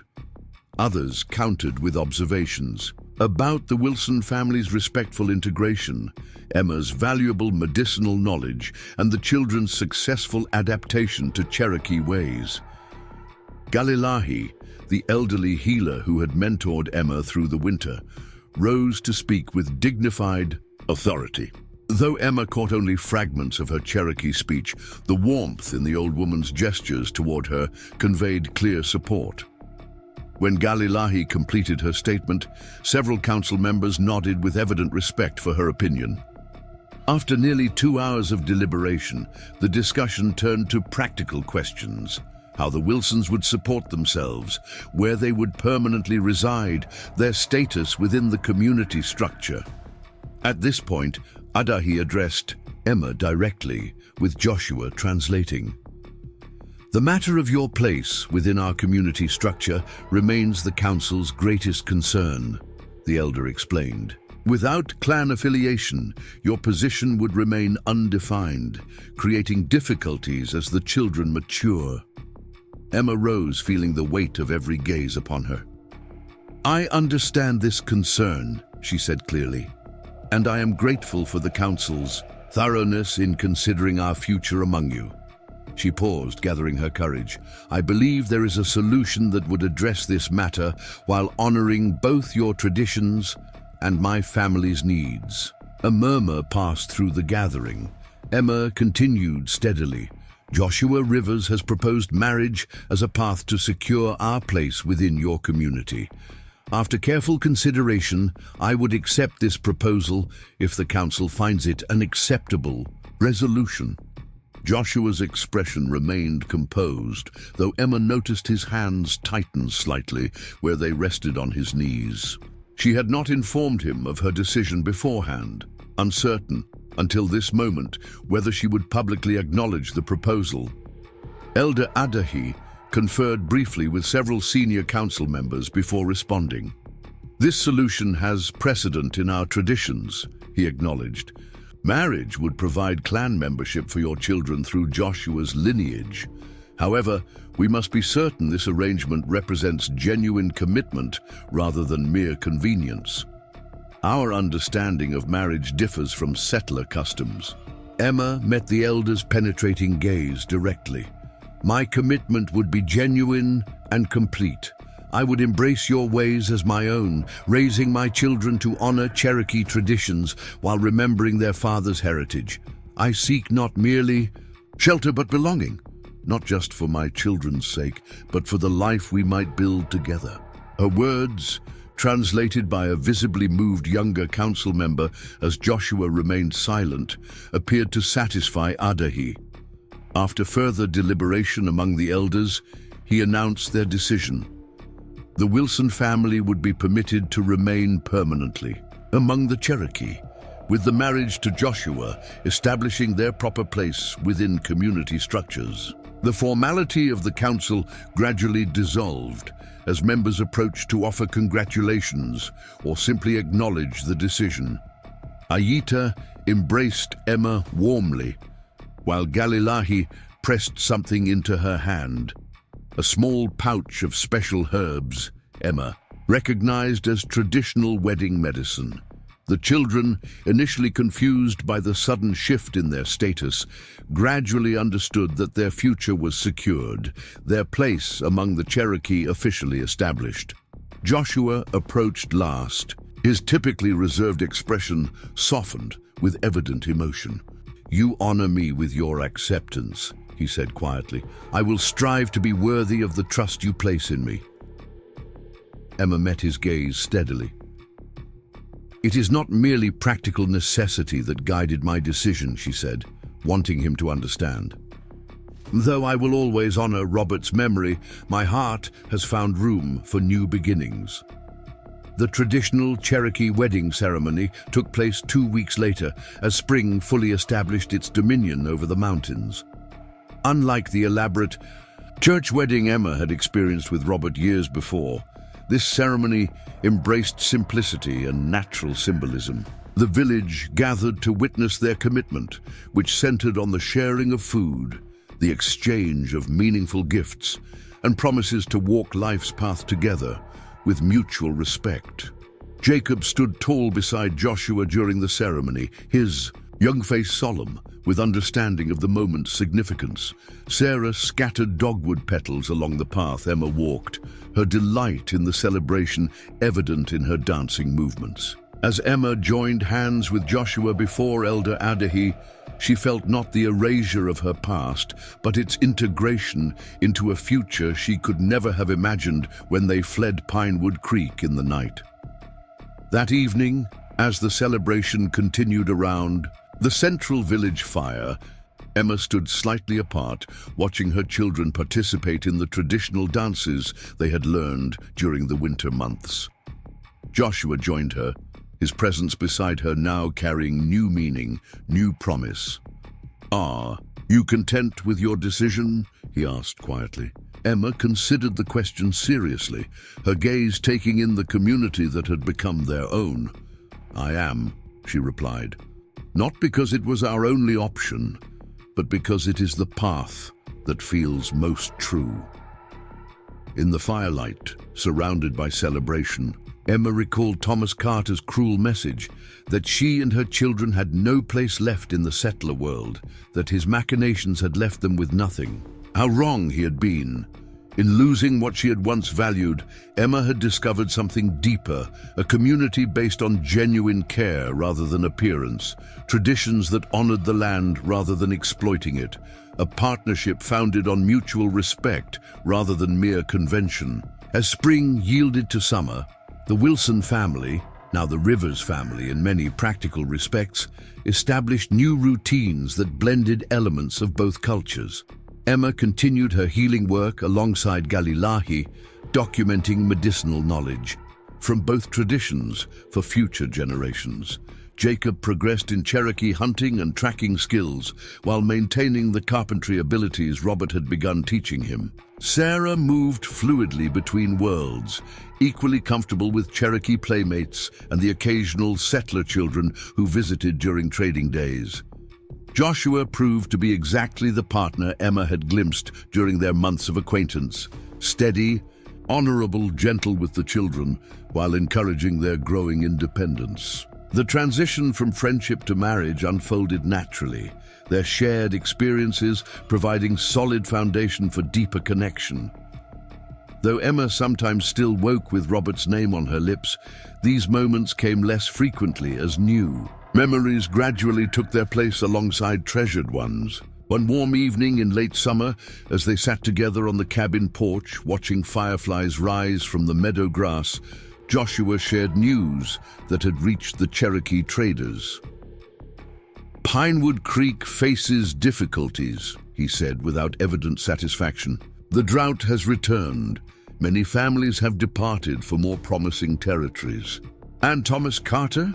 Emma asked, surprised by how distant that name now felt. "His trading company failed when the planned route was diverted northward. He has lost standing in the community. Some say he drinks heavily and speaks of past glories."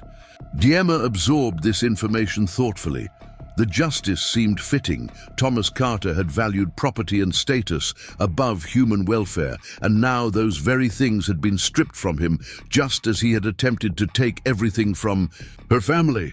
"Do you wish to see his downfall?" Joshua asked, his tone curious rather than judgmental. Emma considered this as she watched Jacob teaching Sarah to shoot a small bow at the edge of the clearing, their laughter carrying on the evening breeze.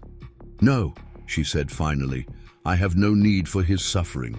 What he took from us led us here, to this life we might never have found otherwise." Joshua's hand found hers in the gathering dusk, their fingers intertwining in a gesture that had become comfortably familiar. The Cherokee believe that all paths, even difficult ones, serve purpose if we have wisdom to recognize the teaching. Emma leaned slightly against his shoulder, allowing herself the contentment of the moment. "Then perhaps we should be grateful to Thomas Carter in a strange way. His cruelty led us to unexpected grace."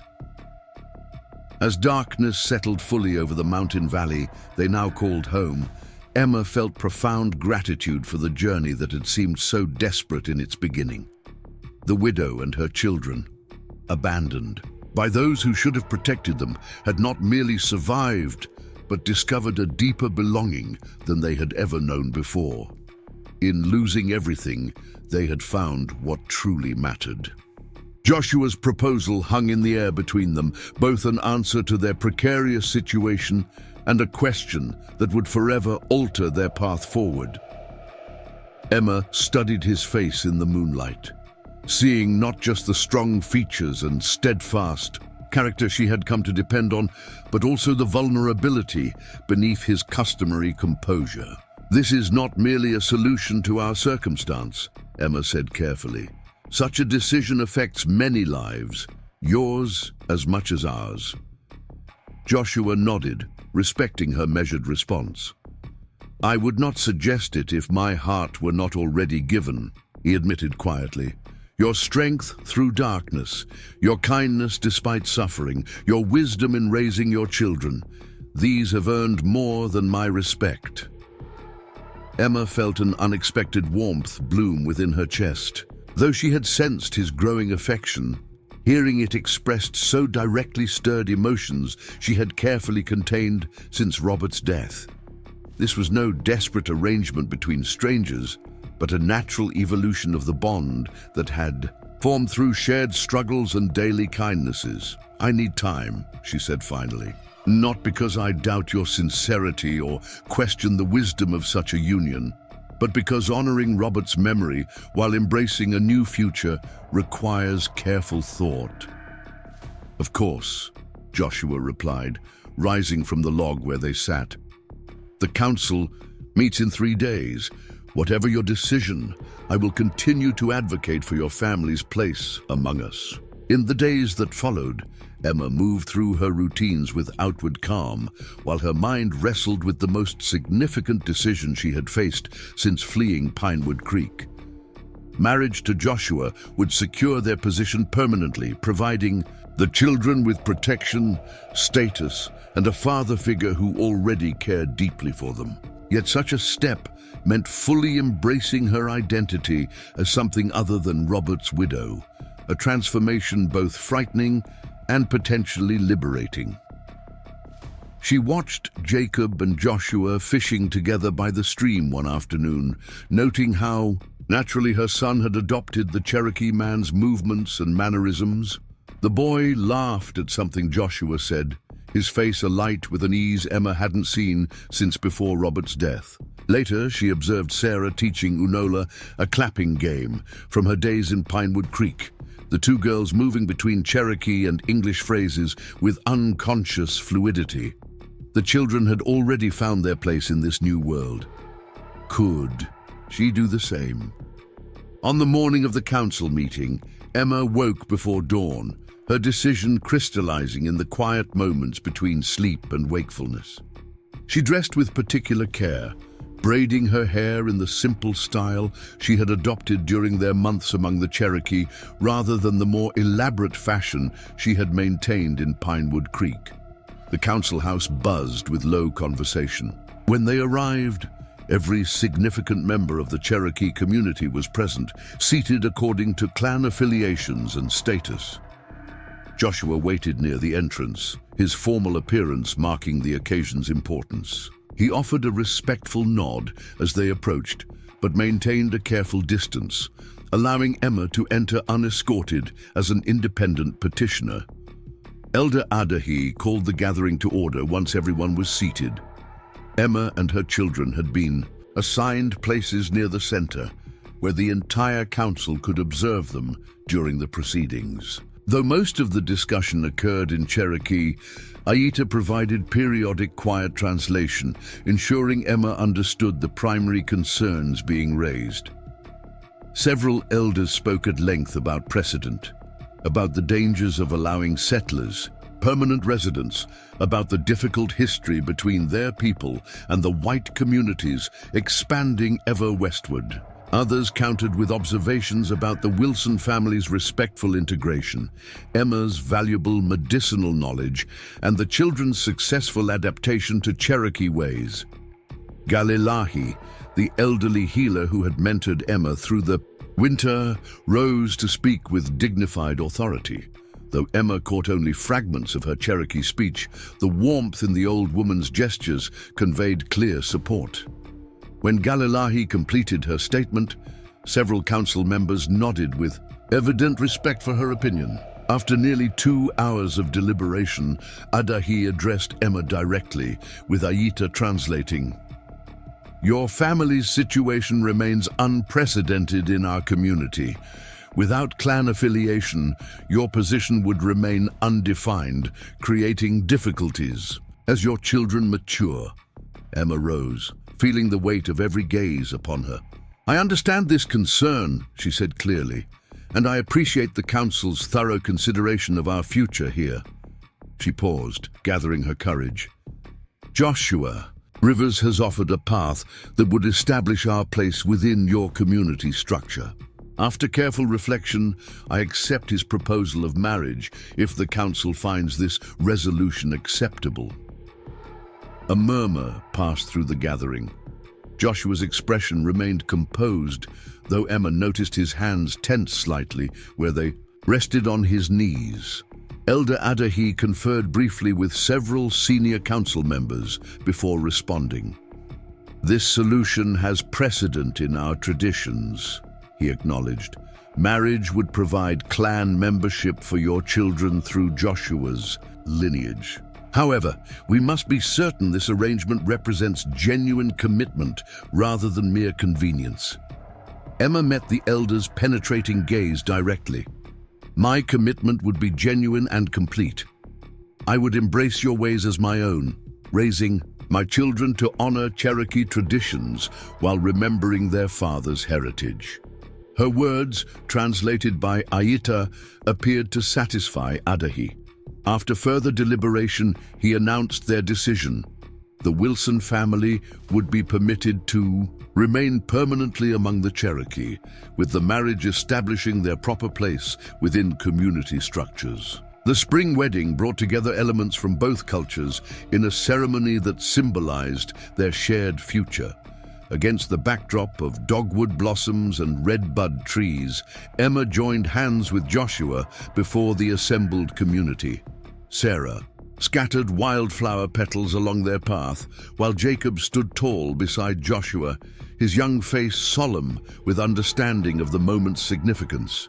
"Two streams joining become one river, stronger than either alone," Elder Adahi proclaimed, binding their wrists with a woven cord of plant fibers, sturdy yet flexible, like the bond they were forming. As Emma looked into Joshua's eyes, she felt not betrayal of Robert's memory, but its natural evolution. Her first love had given her the strength to survive loss. This new bond would teach her how to thrive beyond it. Summer brought new challenges as word of their unusual arrangement spread to neighboring settlements. Traders who visited the Cherokee village regarded Emma with mixtures of curiosity, disapproval, and occasionally grudging respect. She weathered their judgment with the quiet dignity she had cultivated during their months of hardship, finding that others' opinions no longer held the power to wound her as they once had. The first test of their new family came when a hunting party from a distant settlement encountered Jacob and Joshua in the forest. The men, recognizing Jacob as white, despite his Cherokee clothing and mannerisms, attempted to rescue him from his supposed captivity. "I'm where I belong," the boy declared firmly, positioning himself between the strangers and Joshua. "This is my father now, and these are our hunting grounds." When the men returned to the Cherokee village with Jacob and Joshua to verify his story, Emma faced them without apology or explanation. The sight of her standing confidently beside her Cherokee husband, clearly there by choice rather than coercion, left the would-be rescuers confused and eventually conciliatory. Autumn brought unexpected correspondence, a letter delivered by a trader passing through from the direction of Pinewood Creek. Martha Stone had written to inform Emma that Thomas Carter's schemes had finally collapsed around him. The trading route had been diverted northward after surveyors discovered a more accessible mountain pass, rendering the land he had stolen from the Wilsons suddenly worthless. His business had failed, his standing in the community shattered by revelations about his underhanded tactics. "Many here speak of you now with respect," Martha wrote. The widow who escaped Thomas Carter's clutches and found a new life has become something of a legend. Emma folded the letter without the bitter satisfaction she might once have anticipated. Thomas Carter's fate now seemed distant and irrelevant. Justice, perhaps, but not a justice she needed to witness or celebrate. The life she had built with Joshua and the children existed independent of Pinewood Creek's belated recognition of her worth. Winter brought illness to the Cherokee village, a fever that spread rapidly through the community. Emma and Galilahi, worked tirelessly, combining settler remedies with Cherokee medicine to save those they could. When Joshua fell ill, Emma refused to leave his side for 3 days, bathing his fever-racked body with cool cloths and brewing the bitter teas Galilahi had taught her to prepare. "You will not leave us," she whispered fiercely as he fought for breath. "We have only just found our way together." His recovery, slow but steady, crystallized for Emma how completely her heart had opened to this new life. What had begun as necessity had transformed into choice, deliberate, wholehearted commitment to the path they now walked together.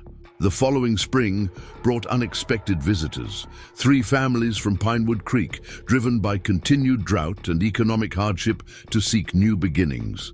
Among them was Mary Carter, Thomas's wife, now widowed herself after his descent into alcoholism and eventual death. "We heard of your new life," Mary explained when brought before Emma and Joshua, "of how you found welcome when we offered none.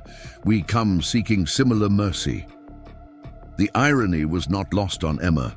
Those who had rejected her family now sought the same sanctuary she had found. The council debated extensively, suspicious of this sudden influx of settlers. When Joshua asked her private opinion, Emma surprised herself with her answer. "The path that saved us might guide others toward understanding," she said simply. "Isn't that worth the risk?" The settlement expanded cautiously, with the newcomers building cabins at the territory's edge. Emma found herself in the unexpected role of mediator, helping settlers understand Cherokee ways while explaining settler concerns to tribal leaders. Jacob moved confidently between both communities, his father's carpentry skills complementing the hunting prowess Joshua had nurtured. Sarah taught children from both groups to play together, her natural bilingualism making her an effortless bridge. On the anniversary of their arrival in Cherokee territory, Emma stood with Joshua on the ridge overlooking the expanded settlement. What had begun as desperate flight had transformed into purposeful community, 2 traditions finding strength in their differences rather than conflict. "Thomas Carter believed he destroyed us," Emma reflected. "He couldn't see that in taking everything familiar, he forced us to discover everything possible." Joshua squeezed her hand gently. "The deer does not thank the hunter for chasing it. To new meadows," he said with quiet humor, "but perhaps it should." As the sun set behind the mountains, casting golden light across both Cherokee dwellings and settler cabins, Emma offered silent gratitude for the journey that had brought them here. Not to the life she had planned, but to one she would never have been brave enough to choose without being first broken open by loss. What Thomas Carter had intended as their destruction had instead been their salvation. Sometimes she realized, watching her children move confidently through their new world, our greatest blessings arrive disguised as our worst disasters. Up next, you've got 2 more standout stories right on your screen. If this one hit the mark, you won't want to pass these up. Just click and check them out.